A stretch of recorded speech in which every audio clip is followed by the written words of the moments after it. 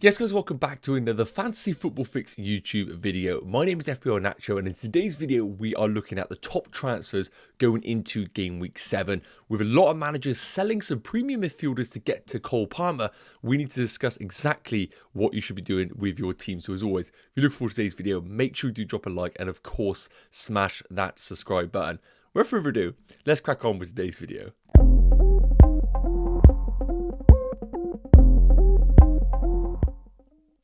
So as I mentioned, a lot of managers right now are looking to sell their premium midfielders in order to accommodate Cole Palmer in their teams. Cole Palmer, naturally off the back of 4 goals in game week 6, is going to get a lot of attention.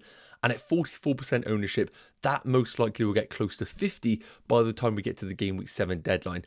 The big question that we need to ask ourselves right now, with a lot of managers sat there with people like Mo Salah and Salah Saka, do we sell these premiums to bring in Cole Palmer into our teams?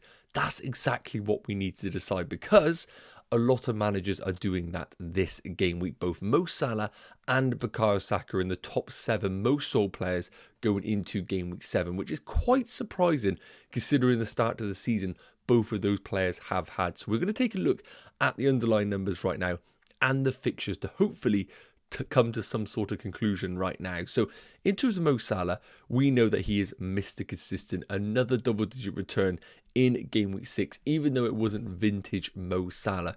When we take a look at the underlying numbers over the course of the season so far in the opening 6 game weeks, 3.55 expected goals is better than that of the other 2 premiums in Saka and Cole Palmer.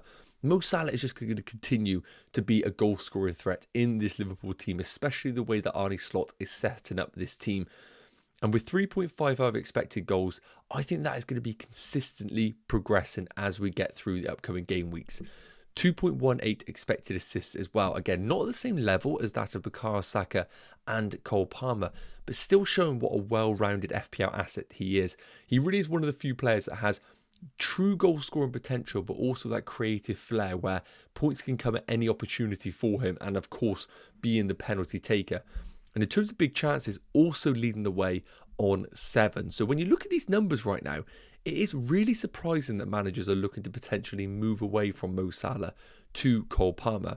When we take a look at Bukayo Saka's numbers as well, this is the one that's really surprising me, because even though the numbers aren't at the same level as that of Cole Palmer and Mo Salah for goal scoring, 1.86 expected goals for Bukayo Saka, the creativity is still the best at 3.47.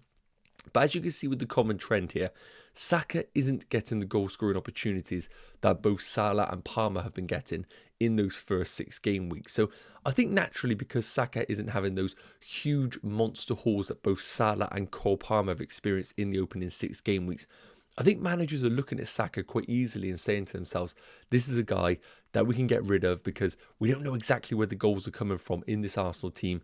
And Saka clearly isn't getting those big chances in the opening 6 game weeks.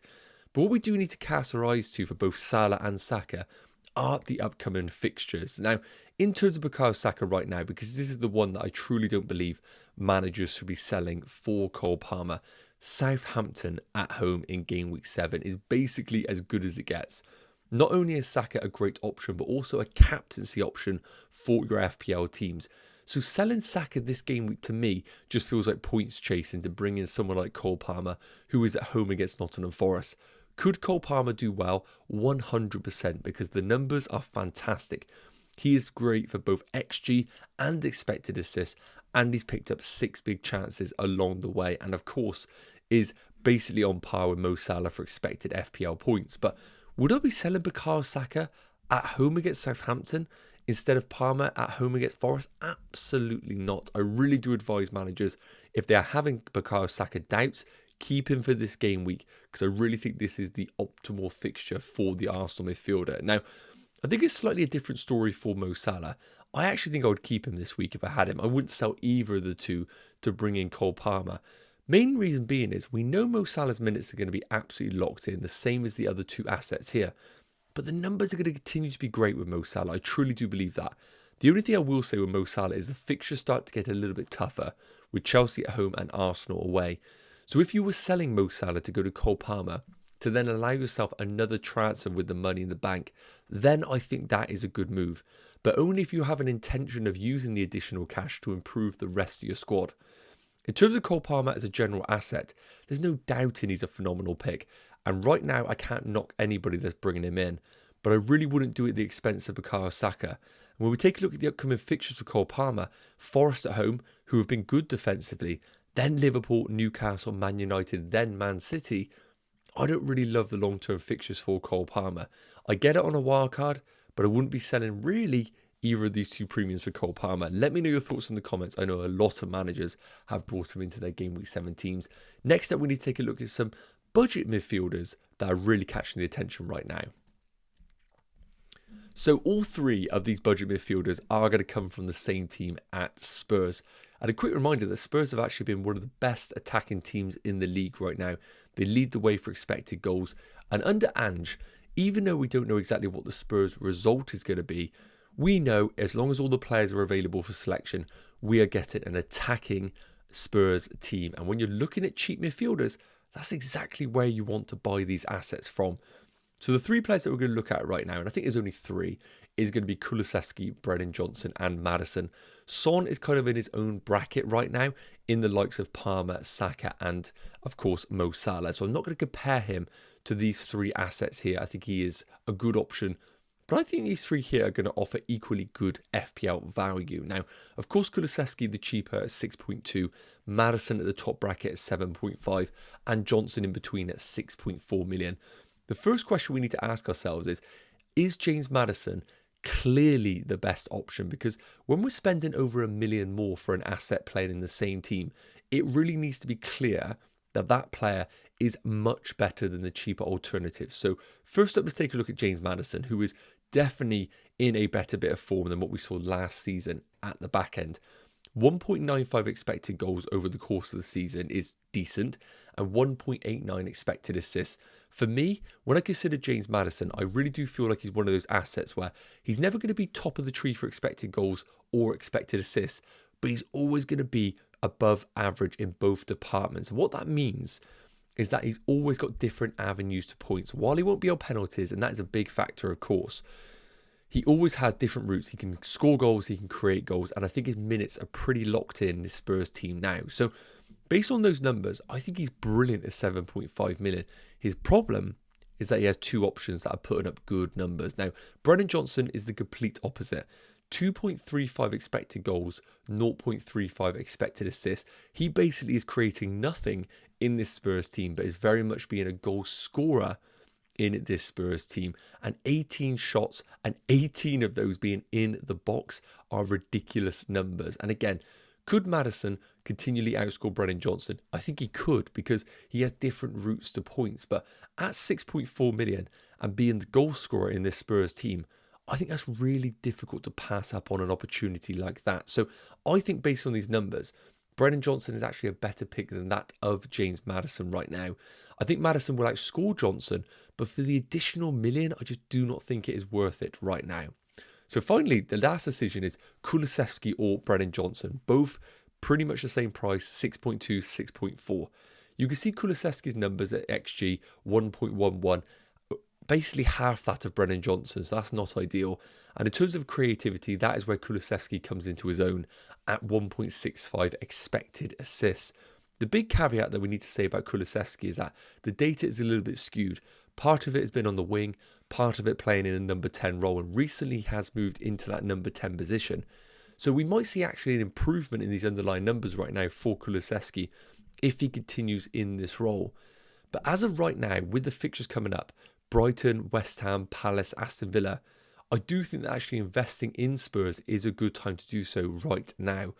And I think if I was picking one, I would take the punt on Brennan Johnson just because he is the goal scorer in this Spurs team at the time of recording. And I think Solanke is doing a brilliant job of actually accommodating the centre-backs to allow space for the likes of Brennan Johnson and Son. So if I was buying one, it would be Brennan Johnson right now. Let me know your pick in the comment section. I'll be really interested to know. So finally, we've spoken about midfielders. I want to talk about premium forwards. Well, when I say premium forwards, the forwards below Erling Haaland, because of course he is in his own stratosphere as a striker. So we got 4 picks here.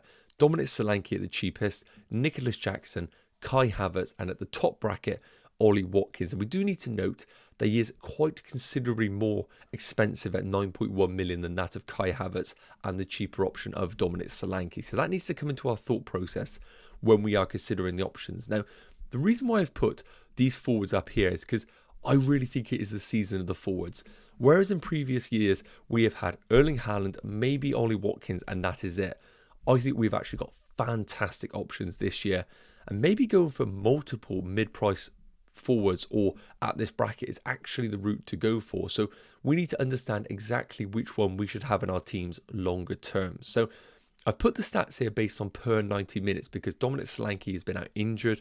So I don't want to skew the data on what we're checking out right now. So in terms of expected goals, Watkins leads the way, and I don't think there's any surprises there right now at 1.04 per 90, which is ridiculous, by the way.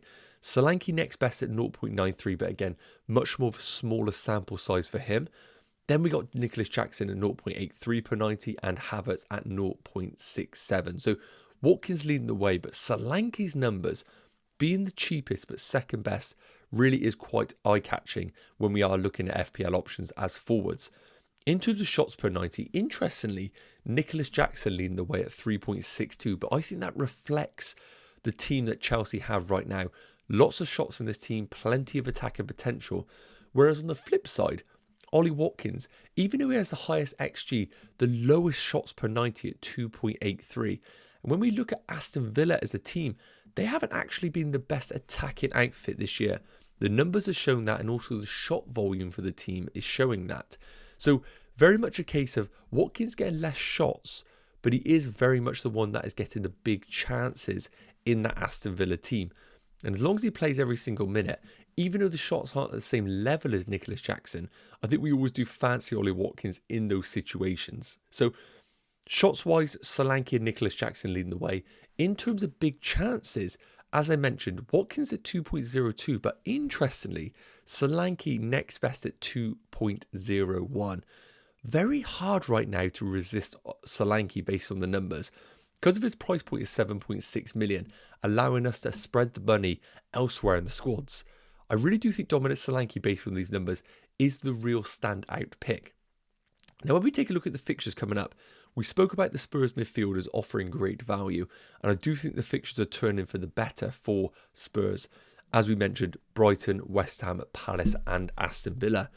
When we take a look at Nicholas Jackson, I think the opportunity is now gone to own him as an option over this period. Forest, Liverpool, Newcastle and Man United doesn't feel like the right time to be buying Jackson. And we know he has a world-class replacement in Christopher Nkunku waiting to take minutes off him. So I actually think Nicholas Jackson's window has actually passed, unfortunately. Kai Havertz, still an amazing option. This game week is the one to buy him in. My only problem with Kai Havertz is I feel like you want him, but then you're going to sell him very quickly for Dominic Solanke. But for this game week in isolation, he is phenomenal. And in terms of Ollie Watkins, I think we're always going to have the classic case for Ollie Watkins where he most likely will outscore all of these forwards. But is he worth the additional money? That is the big question. And based on what we're seeing right now, Champions League involvement for Aston Villa, I actually think I would buy Solanke right now. For one game week in isolation, it is Kai Havertz, 100%. But I think you're naturally just going to want to go from Kai Havertz to Solanke inevitably. And for that reason, I actually think right now, if I was buying fresh, I would save my money, I would go for Dominic Solanke, and then you look to spend that additional 1 million somewhere else in my FPL team. Let me know your top pick in the comment section. I'll be really interested to know. But Solanke is the one that really is the standout pick for me. So finally, we need to take a look at the Game Week 7 predicted points. And the main reason being is for captaincy. This is a really big week for captaincy. There are plenty of great options with fantastic fixtures.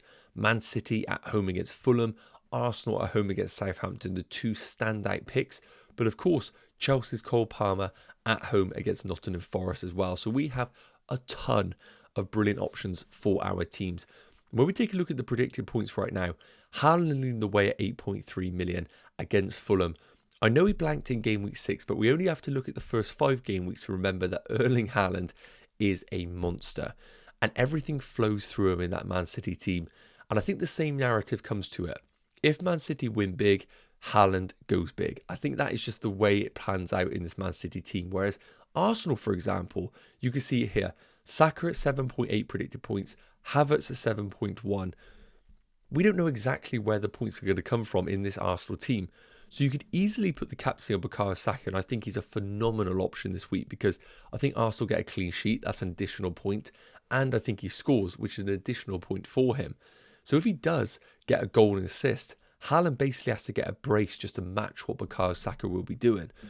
But the problem is, and the predicted points show this, the points are coming everywhere in this Arsenal team.